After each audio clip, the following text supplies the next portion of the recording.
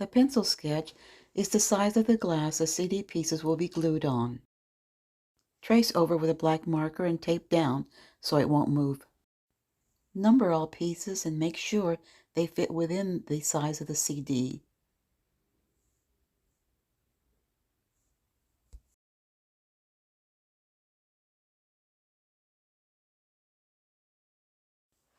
Scratch a CD with scissors, then cover the CD with masking tape.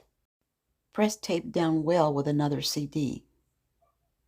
This way the lining will come off easier. Now lay CD on top of the pattern and trace with marker. I've already started cutting this piece. I'm going to finish this up by cutting within or inside of the black line right here. Cut this little chunk off to make it easier there, and cut this little chunk off here too. There. Now I'm going to proceed to cut this off. It's not a hard or a deep curve, so I can cut with this with my regular scissors all the way inside of the black line so it will fit within the pattern. Okay, got that. Now the hardest part is this little curve right here. So for that, I'm going to use my trooper scissors that really help in getting little bites off of a curve. Got that off. Let me cut this little chunk off here. There. Now I've got to cut this. Makes it a little easier with these because they'll take little bites out. Snip it there. Cut that little piece off. Another little bite. Cut it off. And as you go around, you can turn it around. I'm trying to cut inside the black line, as you can see. And then snip that. Oh, that came right off. Okay. And snip it a little bit, little bites. Bring that off. And continue with the little biting. These are really good for that. A couple more. It'll be a little ragged here inside the curve, but that's okay because remember we're going to bake it in the little toaster oven outside.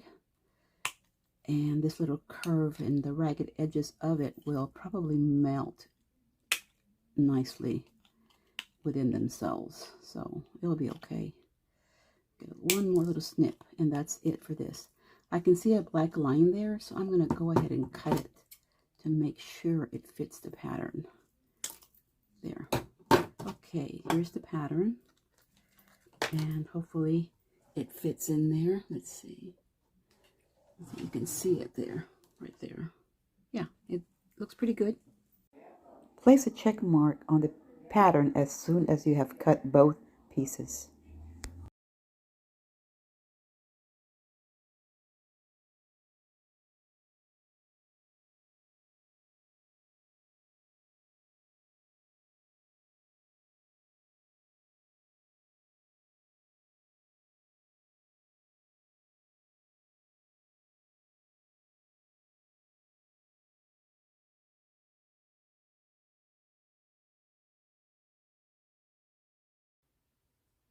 Okay, this is the grouting process.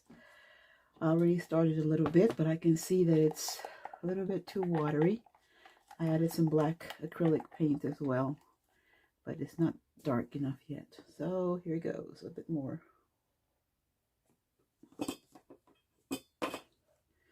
Looks like I'm gonna need some more acrylic paint as well. Come on. So let's mix it up some more.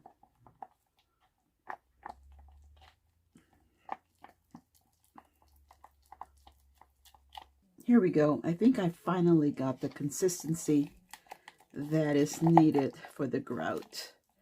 And it's certainly dark enough with this acrylic paint that I added. These sponges will be used to clean it off. And I'll also have a bucket of water to rinse out the sponges. Anyway, here we go. Let's see. Let's get some of this and spread. I hope I mixed enough. I think I did, but I'll soon find out. Wow.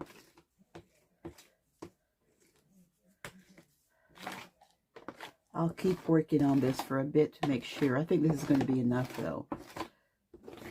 Well, I have to get my hands dirty on this one because I do want to make sure that all the little areas are covered well with the grout before I start wiping it off with a sponge. So just be careful when you're doing this because there might be a little sharp edges from that CD plastic. So smoothly get all the edges of the piece here, and then we'll start sponging it off. And that's the other fun part. Anyway, this is the sponges I'm going to use. Here is the bucket of water that I'll be dipping the sponge in to clean. And here we go.